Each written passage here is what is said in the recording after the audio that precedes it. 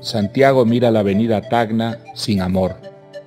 Automóviles, edificios desiguales y descoloridos, esqueletos de avisos luminosos flotando en la neblina, el mediodía gris. ¿En qué momento se había jodido el Perú? Los canillitas merodean entre los vehículos detenidos por el semáforo. Hola, estimados aficionados a la literatura, a las letras, a los autores, a los novelistas, en este caso uno contemporáneo, uno de mi tiempo, Mario Vargas Llosa. Mario Vargas Llosa. Voy a desarrollar una charla informal en la que contaré una apreciación particular mía sobre Mario Vargas Llosa. Si la novela realista y la novela naturalista son una simulación de la realidad, nos presentan personajes, espacios, entornos, situaciones que podríamos encontrar en la realidad, una apreciación, una idea que pudiera tener yo sobre un autor, sobre su personalidad, no es más que una interpretación de la realidad. Novela, simulación de realidad. Ideas que tenga yo sobre un autor, interpretación de la realidad. Es algo subjetivo. Aquí no voy a desarrollar la típica historia de nace, crece, tiene estos problemas en la vida, del estilo de novelas como Oliver Twist. No, desarrollaré una charla un tanto anárquica. Mario Vargas Llosa. Su primera novela es La ciudad y los perros, de 1963. En ese año se publica por primera vez, aunque él la terminó un año antes, pero no consiguió publicarla de forma instantánea, primero porque fue rechazada y luego porque no pasó la censura en España. Mario Vargas Llosa nació en el Perú en 1936. Un hecho que marcó toda su vida fue la mala relación que tuvo con su padre, que desgraciadamente para él y para los que tuvieron que tratar con ese hombre, pues era una persona autoritaria,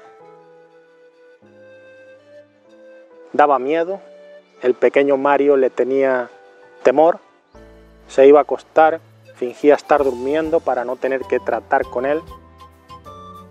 Fue un tipo que pensaba que la literatura es para homosexuales y no quería que Vargas Llosa se entregara a ese oficio, que él ni siquiera veía como un oficio, sino como una mariconería. Cosas de poetas locos. Para que comprendan un poco cómo era este hombre, huyó del matrimonio estando su mujer embarazada y Vargas Llosa se enteró de que tenía padre con 10 años. Su madre le dijo, no, tú tienes un padre, no estaba muerto como yo te dije y voy a comenzar de nuevo relaciones con él. Ahí fue cuando Vargas Llosa pues comenzó a leer aventuras, a distraerse de su vida que le parecía algo tenebrosa. Para evadirse de la realidad, él leía, pues no tenía televisor como tenía yo cuando era pequeño, quizás no tenía muchos amigos y leía. Leía a Dumas, leía a Emilio Salgarí, leía aventuras y todo lo que pillaba en sus manos. Era un lector, como casi todos los grandes escritores, un lector incansable, de noches largas y lecturas agradables que le llevaban a mundos lejanos, llenos de aventuras y circunstancias excepcionales. Cuando Mario Vargas Llosa tenía 14 años, Su padre lo envió al Colegio Militar Leoncio Prado, en el Callao, Perú. En ese internado realizó 2 cursos. De esa experiencia obtuvo la idea para su primera novela, La ciudad y los perros. Mario Vargas Llosa tiene actualmente 86 años y sigue pudiendo desarrollar una oratoria digna de elogio. Es increíble que alguien con más de 80 años pueda tener esos pensamientos tan ágiles, esa forma de desarrollar ideas tan excepcional. No es lo normal encontrar a una persona de edad avanzada capaz de hablarnos de Benito Pérez Galdós y tratar sus novelas, leerlas, hacer un libro sobre ellas, desarrollar luego una charla televisada. Le escuchas hablar con 80 años y sigue asombrándote. Sí, noté la última vez que se paró 2 veces para pensar qué tenía que decir, se quedó algo perdido, pero así es la naturaleza humana.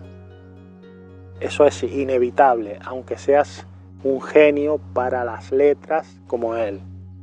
Entonces, si nos ocurre a nosotros con 30, 40 o 50 años, ¿qué no va a ocurrir a un hombre de 86 años después de haber pasado el virus? Él padeció el coronavirus y se recuperó con 86 años. Volvamos a Mario Vargas Llosa, joven. Con 26 años ya tenía escrita su primera gran novela, La ciudad y los perros.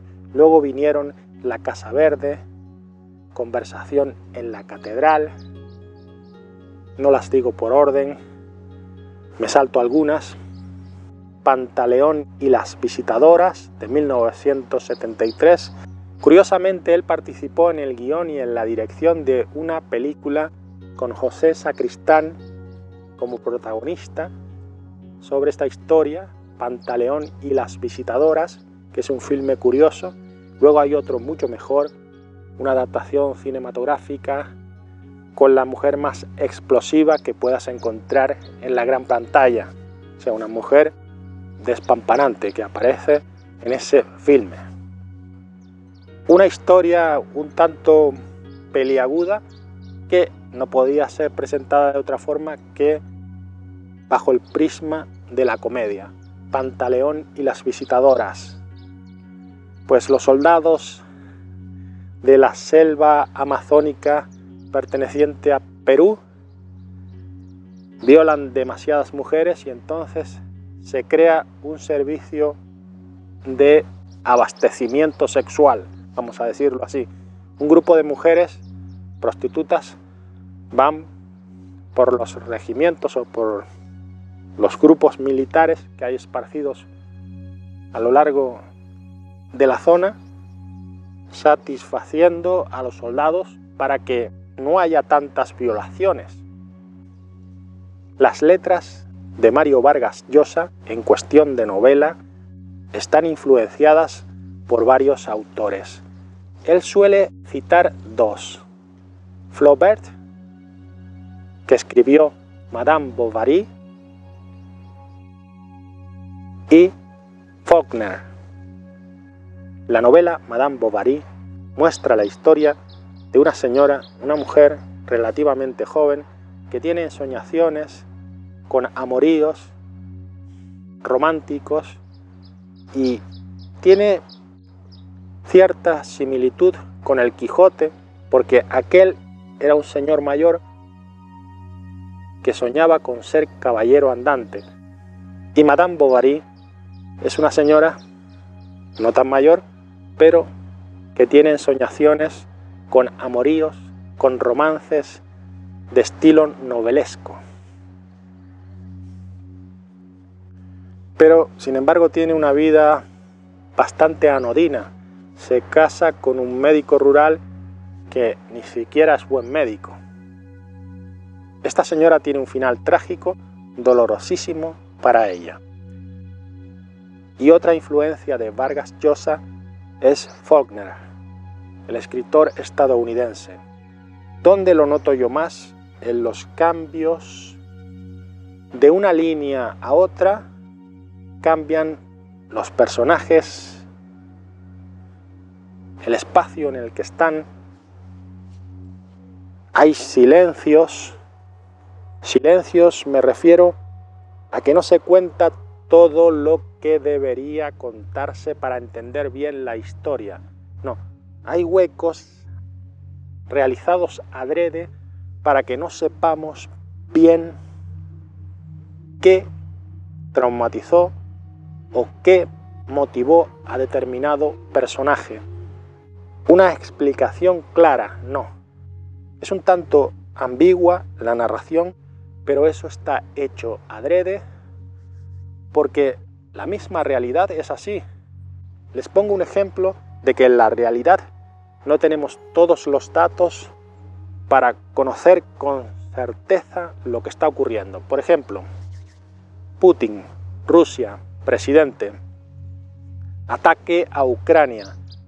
¿Sabemos realmente qué pasa por esa cabecita de Putin? ¿Está loco? ¿Va a morir? Y es un intento desesperado de pasar a la historia invadiendo Ucrania, que hace tiempo que se había independizado de la Unión de Repúblicas Socialistas de Rusia. Ruego disculpen los sonidos de fondo, no tengo ni he tenido nunca un sitio donde grabar. Vengo aquí porque en principio es más silencioso que el lugar en el que vivo y no molesto a nadie aquí. Puedo hablar relativamente tranquilo, exasperado por los ruidos de fondo, molesto por los ruidos de fondo, pero no soy yo el que molesta a nadie, hablando durante una hora seguida. Actualmente, estas últimas noches, estoy leyendo Lituma en los Andes. Lituma en los Andes fue premio Planeta, un premio que tiene España, un premio importante, premio monetario, que le daría para vivir a un autor durante casi toda la vida. Tal es la cuantía que recibe. Yo tengo reparos con los premios porque muchos están acordados antes. Por ejemplo, Lituma en los Andes recoge la historia bien contada, por cierto, bien novelada, del cabo Lituma y su adjunto Tomás. En un mundo cruel, despiadado, aquel del Perú de las guerrillas, de sendero luminoso, terribles acciones, terrible la crueldad en la que cae el ser humano, despojado de cualquier signo de piedad, de humanidad en el buen sentido de la palabra. ¿Por qué yo no aprecio tanto los premios? Porque cualquiera que forme parte de un jurado, en este caso, tenga que leer esos relatos anónimos que llegan allí, tiene que decir si es bueno o no para ganar el premio. Lee las primeras páginas de Lituma en los Andes y sabe que aquello lo escribió Mario Vargas Llosa y va a darle el premio. Primero, el personaje Lituma ya apareció en una novela anterior. ¿Podría ser otro autor que se apoderara de ese personaje? Lo dudamos todos. Se sabe que es Mario Vargas Llosa, además habla del Perú, tiene ese estilo literario, frases cortas, sobrio, sin grandes descripciones. El lenguaje es claramente de Mario Vargas Llosa. Entonces tú ya sabes que le vas a dar el premio porque los otros no están a la altura, quizás. Luego, cuando él ganó el primer premio literario, aquel de Biblioteca Breve en 1962, Resulta ser que aquello fue una especie de juego para saltarse la censura. Te damos el premio y ya la censura le costará más rechazarlo. Porque en el jurado de aquel certamen literario estaba Carlos Barral, que es el mismo que le había dicho sí a la novela, sí a publicarla, pero que la presentara primero a un certamen literario. Quiero decir que aquel premio literario estaba otorgado ya antes de que se celebrara. O sea, ya sabía que se le iba a dar a Mario Vargas Llosa, que era un autor inédito, pero que tenía una novela fabulosa, con palabrotas, con una realidad cruda, muy moderna, que había que publicar de alguna manera, y entonces, para darle un pequeño timbre de prestigio, se le da un premio. ¿Es esto bueno o malo? Esto lo pongo como ejemplo para demostrar una vez más que los premios literarios son una herramienta de las editoriales para promocionar a un determinado autor, y eso está más que visto. Muchas veces un autor, un escritor, obtiene un premio por una novela y no es su mejor novela, sino que ya él es un autor conocido, de prestigio, y se le da un premio por una novela que es muy buena, pero que no es su gran obra. Mario Vargas Llosa gana el Premio Nobel de Literatura en 2010 y desarrolla un discurso en la entrega del mismo premio. Él es una persona agradecida y siempre recuerda a aquellos, en su caso, la mujer de la editorial, que siempre estuvo respaldando su trabajo y consiguiéndole buenos contratos editoriales. Con esto último quiero decir que tuvo suerte, una gran suerte, además de talento. Yo diferenciaría la calidad literaria de Mario Vargas Llosa, novelista, de la calidad literaria de Mario Vargas Llosa, periodista, crítico, porque aunque es bueno, la parte de novelista es excepcional, es muy superior. Para que lo entiendan mejor, Mario Vargas Llosa dice en su último libro, un estudio sobre las obras de Benito Pérez Galdós, que era un buen escritor, pero que escribía para ganarse el sustento, no tenía los años, no tenía el tiempo para corregirlas y cometió errores, por ejemplo, pero no tenía el tiempo, no tenía la capacidad económica de detener su actividad y corregir lo escrito, y entonces encuentra Vargas Llosa en Benito Pérez Galdós obras buenas y malas. Yo particularmente, al leer Misericordia, Fortunata y Jacinta, los episodios nacionales, lo que veo es que al garbancero, como lo llamaban, por su estilo, otros decían, no, es que describe también la situación, la pobreza, a los personajes que pululan por el Madrid de la época, que se puede oler aquel cocido de garbanzos. Bien, yo lo que encuentro en Benito Pérez Galdós es que era muy sentimental. Marianela, por ejemplo, se perdía en algunas páginas describiéndote las tierras aquellas, los pedruscos, la geología del lugar, se alargaba en descripciones tanto extrañas en Marianela al principio, y luego caía en un sentimentalismo que hoy está pasadísimo de moda. En los episodios nacionales, además de cambiar algunas circunstancias históricas para el bien del desarrollo de la historia que está contando, esto ya me lo decía una profesora de literatura en octavo de EGB, es que cambia algunas fechas, algunos datos.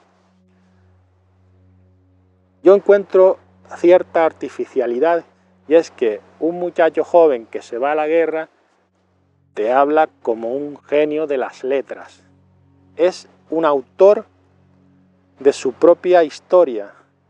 Y esto no cuaja mucho, porque si se presentara un autor omnisciente que sabe todo lo que le ocurre y piensan los personajes, pues habría más libertad. Pero poniendo que es el mismo protagonista, el autor de su historia, aquello es un tanto artificial. Sobre todo que conozca de tantas cosas y sepa tantas cosas al describir buques, situaciones, batallas. Que Benito Pérez Galdós era un buen novelista, lo sabemos. Que no era tan maravilloso como dicen algunos, probablemente. Y esto lo critica Mario Vargas Llosa y recibe críticas a su vez por hablar así de un genio de las letras hispanas. Con 86 años escribiendo, dedicando su tiempo a otro autor, como hizo con Onetti, el uruguayo, otro genio de las letras. Vargas Llosa también habló de su literatura. Quiero decir que es un autor entregado a otros. Yo particularmente se lo agradezco, porque muchas veces los estudios concienzudos de expertos en la materia son demasiado áridos, están llenos de datos. Hay una falta de sensibilidad, porque todos lo sabemos, los académicos suelen ser personas con una gran memoria, que están conectados a una base de datos, su cerebro, y carecen de cierta sensibilidad para hablar de algunas cosas que sí tiene o suele tener un autor de novelas como Mario Vargas Llosa. Con 70 años lo hubiera hecho mejor, estoy totalmente convencido de ello, pero nos regaló con 80 y tantos años un estudio algo sencillo de Benito Pérez Galdós. Ha habido muchos ruidos aquí, me he perdido varias veces, han pasado motos y yo lo voy a cortar ya, porque lo dejo para otro día en que yo me encuentre mejor y continuamos hablando de Mario Vargas Llosa sin tanto viento y en un día más apacible que este, porque hoy hay mucho viento aquí, hay un aire fuerte y no sé por qué hay motos constantemente pasando y tengo que interrumpir el discurso. ¿Qué novela de Vargas Llosa recomendaría yo? Conversación en la Catedral. La Catedral es un bar de Lima, Perú. Fue un bar porque ya no existe. Y hay una conversación sobre la situación política grave de aquel momento. Algo ligero, por supuesto, si quieren. La ciudad y los perros, la guerra del fin del mundo, la fiesta del chivo. Mario Vargas Llosa suele criticar las dictaduras, imponer un pensamiento, imponer una forma de comportarse, imponer un régimen autoritario. Él está a favor de la libertad, el libre comercio, la alternancia política, el neoliberalismo. Se le ha criticado por ello, creyendo que es un señorito, que quiere defender a los señoritos, los que tienen el negocio en las manos. Particularmente, yo lo que deduzco al leer sus novelas es que está con el ser humano y critica la violencia exponiéndola. Hay violencia en los relatos de Vargas Llosa. Puede haber violaciones de los derechos humanos a cada momento. Pueden matar a muchos animalitos, por ejemplo, una guerrilla que hay en esa selva. Asesinatos, torturas, son descritos por Mario Vargas Llosa. En este momento y en este lugar se ha desarrollado un viento que ya me impide continuar con esto. Y yo creo que lo voy a dejar para otro momento, para otro día, en el que continuaré hablando de Mario Vargas Llosa. Ruego disculpen este anárquico discurso atropellado, cortado constantemente por ruidos de fondo. Hasta el programa que viene, si es que hay un programa que viene, que tengan ustedes un día agradable. Además estoy malo, tengo gripe. Me cuesta tragar saliva, me cuesta un poco respirar también. Flaubert, la mariposa. Lo que me molesta de las motos es que no pasan y ya está, sino lo de ellos es hacer ruido, molestar, minutos. Los ruidos no me permiten pensar a mí. Sobre todo delante de una cámara, coño. Aquí se me va la vida diciendo esto mientras pasan motos. Santiago mira la avenida Tacna sin amor. Automóviles, edificios desiguales y descoloridos, esqueletos de avisos luminosos flotando en la neblina, el mediodía gris. ¿En qué momento se había jodido el Perú? Los canillitas merodean entre los vehículos detenidos por el semáforo de Wilson.